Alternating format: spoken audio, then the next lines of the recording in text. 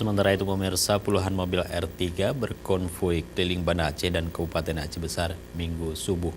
Iring-iringan mobil merek Suzuki ini berkumpul dalam rangka agenda sahur on the road.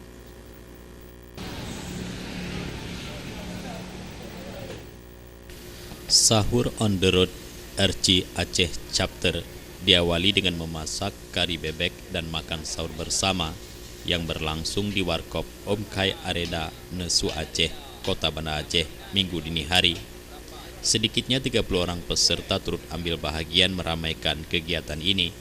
Selain makan sahur bersama penuh keakraban, anggota komunitas pecinta mobil R3 ini selanjutnya berkonvoi keliling Kota Banda Aceh menuju Kecamatan Lepung, Kabupaten Aceh Besar. Dewan Penasihat RC Aceh Chapter Bobi Yohanda mengatakan bahwa agenda ini merupakan kegiatan rutin tahunan selama bulan Ramadan. Melalui kegiatan sahur on the road seperti ini, diharapkan mampu membangun tali silaturahmi antar member RC Aceh.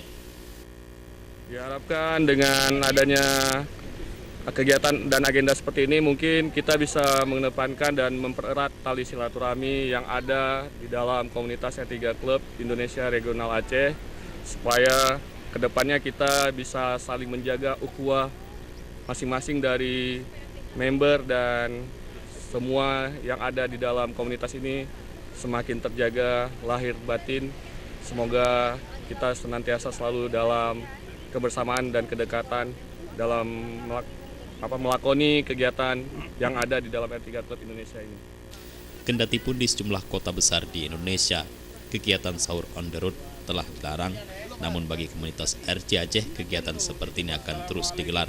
Bahkan ke depan agenda kegiatan akan dikemas dengan berbagai kegiatan sosial, seperti sahur bersama anak yatim di panti asuhan dan membagi-bagikan nasi bagi para pengguna jalan. Jufrizal Faisal, Aceh TV.